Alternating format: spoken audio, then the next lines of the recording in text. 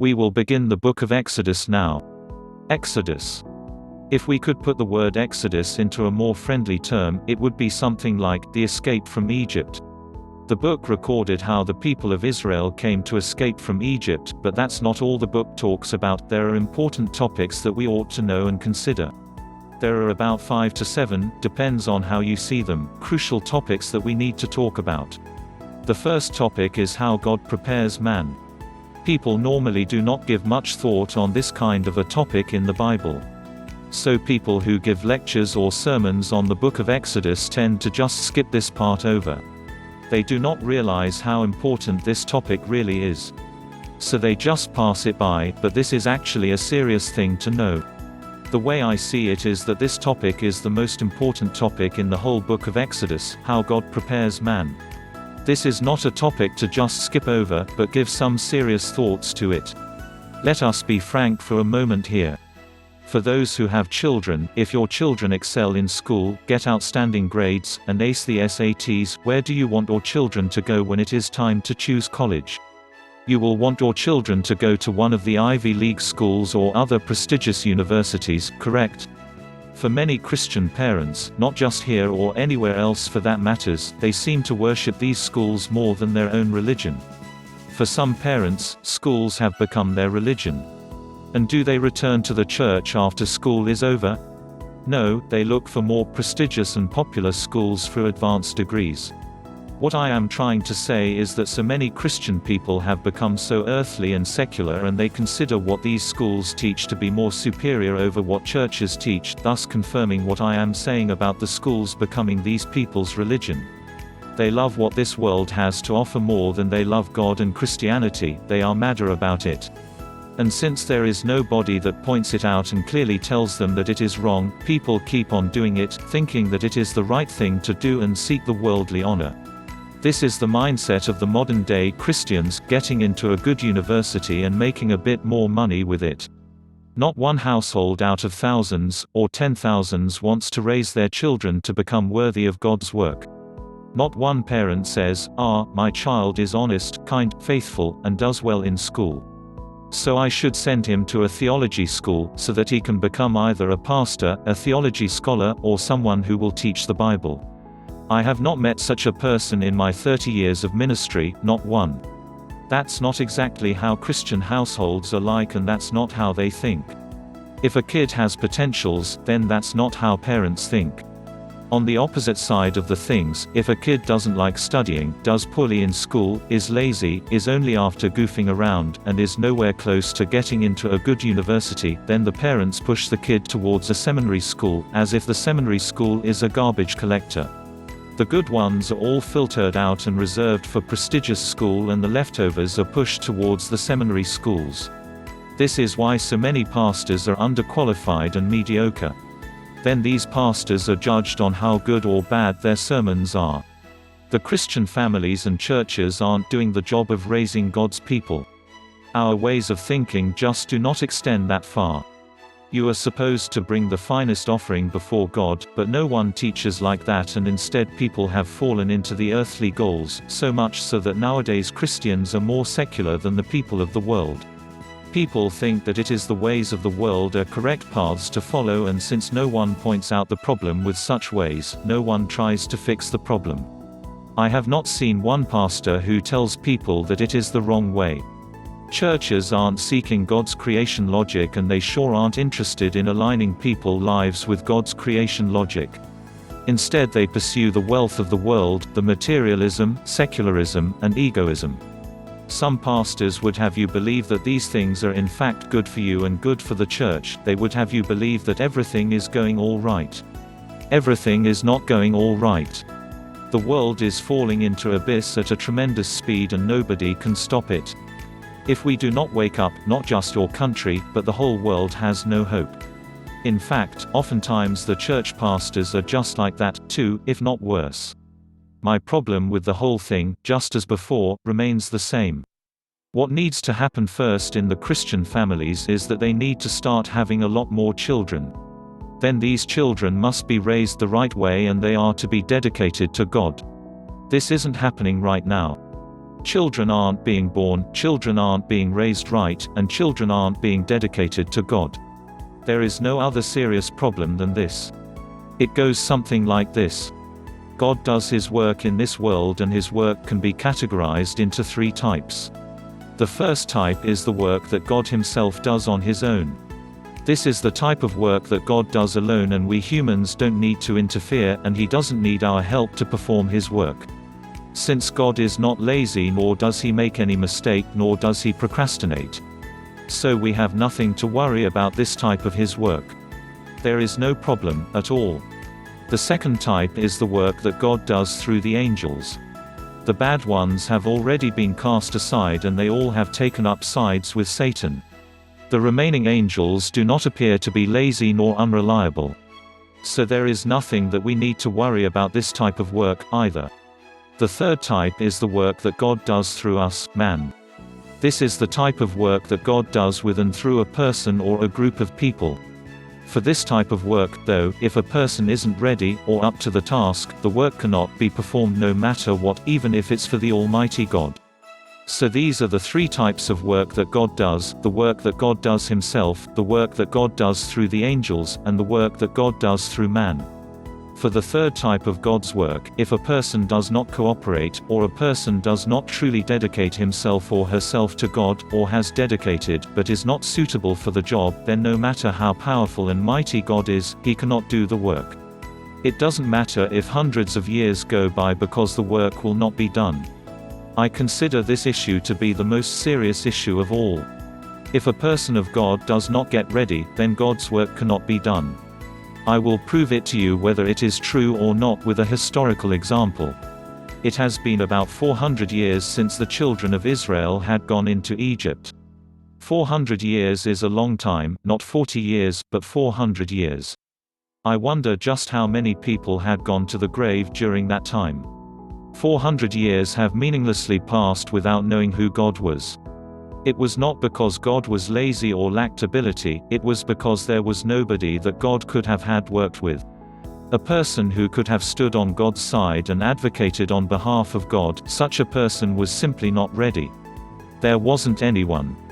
So the 400 years just went by with nothing done. And in the meantime the history just went around in a meaningless circle. All the people of Israel during that time were simple physical laborers, stepping in mud and baking bricks, and the same process over and over again. Then at last a man from the Levi tribe married a woman from the Levi tribe and gave a birth to a baby boy, and the baby was a fine one. Before anything could happen, a baby must be ready first. So when God is about to do something in history, it starts with, a baby was born from us. God's plan is stored in the baby. When a child is born, the child needs to be raised in a way that he or she will be good, kind and holy, so that the child will be worthy of doing God's work. Offering a well-brewed child to God is more important than offering an entire corporation to God. It is that much more important and valuable. But how are things going in our society? The Christian women don't even have babies, period. To all beings, all the animals, insects, and what have you, they have this basic instinct to multiply and increase in numbers. Instinctively they have this desire and goal to leave their offspring behind. They try to have as many babies as they possibly can. All this is a basic instinct, but the mankind has fallen from grace so far below, that we are refusing even our own instinct. The pinnacle of the fall is going against own instinct. Going against the natural way, and with arrogance and stubbornness, you're refusing our own instinct. Then there is no hope for you, according to the Bible. The biggest characteristic of going against the instinct is when a man gets together with another man and doing a detestable thing. When a woman engages in a sexual interaction with another woman and refuses to have a baby. This is the pinnacle of going against the nature. It is truly a madness, how women can't or won't have a baby, or men marrying men, or women, the same. This is the end, and there is nowhere else to go for the corrupt and fallen. Can a man have a baby after marrying another man? Of course, not. Can a woman have a baby after marrying another woman? The answer is the same. The very notion which women are refusing to have a baby bears a catastrophic consequence for women. Woman wasn't even meant to be saved because of the leading role she took in eating the forbidden fruit. But she was forgiven because of the childbearing. Look at 1 Timothy chapter 2 verse 15 and see if I am lying to you. Apostle Paul says in the New Testament that if a woman does good deeds and minds her actions, through her childbearing she will be saved. So, if a woman doesn't want to have a baby, then what is she to do? Women working is not part of God's creation logic originally. Women having children and raising them are part of God's creation logic. But Satan rebelled and stirred the hearts of women, saying, "Awake! Awake!" More specifically it said, "Let's go outside. Go outside, into the world. Your husbands are tyrants. The home is prison and children are nothing but shackles. Rid yourself them all and be free. Women be free." And just like that, Satan had successfully pushed women outside of the home. Make money, it said. Many women listened to it and fell into its temptation. So many followed without giving so much as an excuse. It is downright wrong. Hear me out a bit further, so that you will truly understand where I am coming from. I am trying to tell you that the way things are headed is dead wrong. I am a firm believer in people getting married early and having lots of children. I also believe that anyone who is a Christian, in other words, if any Christian household has children, the children should be raised correctly and be dedicated to God. There is nothing greater than that. This is a very important thing to do. If this isn't done, even the Almighty God cannot do His job, and that's not because God is lazy or lacks power or His arms are short, it's because there isn't anyone God can team up with and carry out His work. It was because a person like Moses was ready, the new history began. By the way, it took Almighty God whopping 80 years to prepare a person who has the leadership like Moses. You would think that since God is all-powerful and capable, He could just summon a person like Moses out of nothing, right? Nope, and as you will soon see, that's not how things are done. A person must be raised right, receive proper education and training. It took 80 years to create a humble leader like Moses. And because Moses was dedicated to God, he was able to do great things for God. Joshua, who came after Moses, also was a very good man. He was a man of holiness and faithful. Both Joshua and Caleb were faithful men. So up until Joshua's time the history seemed to improve for a while. But after Joshua died, there was nobody. There was no one truly worthy of doing God's work. This results in the judges' corruption during the time of the judges. The time of the judges was about 360 years, and the history did not improve nor moved forward one step. It just went around in a meaningless circle. The bad cycle just repeated over and over again. 360 years came and went by until a man like Samuel was prepared. Why? God has a job that is done through a man, and because there was no man for the job, nothing could be done. It is same as before as it is now. Allow me to ask you this. Today more and more people are turning away from churches, and are becoming secular, sinful, corrupted and despicable than ever before. That is, in fact, the common sight that we see every day. So would God not feel anxious about all this or not? Of course He would feel anxious about all this. Can the angels evangelize and educate the people or not? No, they cannot. Then can God do it by Himself or not? No, He cannot either. To approach people, spread the gospel, make disciples of people, so that in turn people will learn and realize the truth is nobody else's job but men's. Again, it is nobody else's job but men's. So it's men's job, but men won't have babies. Even if they have babies, they don't raise their babies right and won't dedicate their children to God. All this causes God's work to go unperformed. It went unperformed then and it goes unperformed now. Samuel did a good job during his lifetime. One person made the difference and made the world anew, but that really doesn't last long with just one person doing it. It needs to continue on with the next generation and the next. Things seemed to be headed the right path, but it soon stopped. Why did it stop? Samuel's sons were the problem. The names of Samuel's sons were Joel and Abijah. Samuel didn't have many sons, but just two, and these two sons were appointed as judges. They were sent to Beersheba as the junior judges, and there they were supposed to be learning and training to be the judges of Israel. Soon after they arrived at Beersheba, though, they took the bribes and prevented justice. Every major news media printed this news in their main section, and the entire Israel was shocked. Then they said they wanted judges no more, and instead of the judges, they now wanted a king like the rest of the neighboring countries. Now, because Samuel did a poor job raising his 2 sons, his son's error had become a national issue, and it ultimately dethroned God.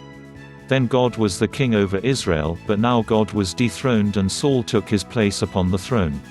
A man replaced God. So Israel had kings then on, didn't they? Saul, David, Solomon, Rehoboam, Abijah, Asa, Jehoshaphat, Jehoram, Ahaziah, Joash, Amaziah, Arariah, Ahaz, Hezekiah, Manasseh, Amon, Josiah, Jehoahaz, Jehoiakim, Jehoiachin, and Zedekiah. These were the kings, and instead of things getting better and better, things went from bad to worse and eventually the worst. A few hundred years had passed and kings became more and more corrupt and sinful. In the end, the whole country was conquered, destroyed, and was no more. In 586 BC, the nation was done. 860 years after the people of Israel came out of Egypt, things became worse and worse, and in the end the nation was finished. What was the problem? It wasn't because God became old, or because God lacked zeal, or because God was lazy. It wasn't because the angels were just goofing off, either. It was all because there wasn't a man who could do the job, nobody. After the nation was destroyed by Babylonians, some people of Israel were taken to Babylon as captives. In their captives, fortunately there were people like Daniel, Shadrach, Meshach, and Abednego. There in captivity the people of Israel also got some valuable education. When the people of Israel returned home, they had a man like Nehemiah, so things seemed to be finally on the right track. But soon after Ezra and Nehemiah died, things once again became mess. Once again, there was no man to do God's work. In the end, the relationship between God and Israel was severed during the time of Malachi, and God ran away from the people of Israel. It may sound strange to hear God running away, but it is true. He had tried, and in the end, it did not work and he ran away. And just how long was there no interaction between God and Israel after God ran away? For 400 years, there was silence from God. 400 years is a long period of time. The time span from Malachi to John the Baptist was 400 years, and many people came and went during that time. Still, there was no man for God's work. Nothing was done until a man like John the Baptist was prepared. Like people, time came and went by. Mountains and rivers changed, but history remained in an endless bad cycle. Fortunately, a man like John the Baptist was prepared, and he went ahead and prepared the way for Jesus. And soon after Jesus came to the world. By the work of Jesus, John the Baptist and the 12 disciples, people thought something good was about to happen during that time, which was about 100 years. It was about 100 years between John the Baptist and the Apostle John. Just when something solid was about to happen, the great persecution by the Roman Emperor Nero began at 64 AD, and from then on, a series of persecutions followed, from the time of the Emperor Diocletian to the Emperor Galerius. 10 great Christian persecutions had occurred during the 250 years of time frame, and as a result the remaining Christians had absolutely no room to breathe and had gone into the underground, hiding. They all remained in hiding until Constantine the Great approved and proclaimed the Edict of Milan at the year 313, and the Christians were free to come out of their hidings.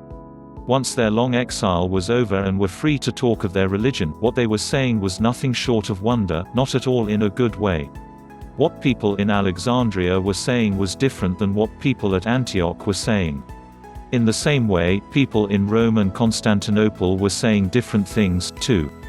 People in different regions were all saying different things and had different opinions on the Christianity. People from different regions had different opinions and thoughts on the religion, and no one was willing to come to terms with other parties. It was such a mess that the entire Roman Empire was headed to the brink of a breakup. They needed to do something about it quickly, and as a result, in the year 425, the famous First Council of Nicaea was convened in the Bithynian city of Nicaea. During the council meeting, people decided when to observe the resurrection day and that sort of things. Among the topics that were discussed during the council meeting, one was who Jesus really was. The history of the Christianity was at about 300-year mark, and now people were discussing the identity of Christ. And with this the council meetings continued on. The council meetings were more like a series of continuing arguments on various theological topics. And at the council meeting in the year 431, without settling any of their previous arguments, a question of who Mary was had been raised and argued, and it was settled that she was the Mother of God. This absurd settlement led the Roman Catholics to change into the Mary religion. After going through more absurd changes, in the year 590 Gregory I became the first pope and was crowned as the emperor of all churches. This is the modern-day Roman Catholic. From then on, Roman Catholic Church went through one corruption after another for about 1,000 years. Martin Luther's Reformation was in the year 1517, so for 1,000 years, Roman Catholic Church had long rotted in corruption. And during the whole time, where was God? What do you think of that question? Once again, there was no man worthy of God's work. No such a man was prepared for so long that, even in 1,000 years, nothing was really done. And so many people who had desires to learn and live according to the Bible perished by the Roman Catholic Church in the name of Inquisition. The people so-called the intellectuals had watched how the Roman Catholic Church had changed and deformed with the endless corruptions, and were gradually beginning to lose faith in God, in church, and in the Bible. What kind of a God would allow these corrupted bishops and so-called church leaders to continue to go on with their wickedness? It is apparent and evident that there is no God. And if there were God who was righteous and just, the first thing he would do was to get rid of the wicked and evil bishops and so forth. But since it's not happening, then there must be no God. These were the things that these intellectuals were saying. Furthermore, they begun to have more faith in man, or humankind, and likewise more faith in the classics than in the Bible. You've heard of the humanism, right? What is it also known as? Yes, the Renaissance. Why did the Renaissance begin? Wasn't it because people have had watched the Roman Catholics' wickedness and corruptions for over 1,000 years and were disappointed and lost heart and decided to shift focus on humans and the classics? On the other hand, there were other people who still had faith in God, and instead of turning away from God and Bible, knew that the blame was on people and the Catholic Church organization, not on God and the Bible. These people were known as the Reformers. People like Luther, Calvin, Zwingli, and Wycliffe rose up and raised their voices to return to the Bible.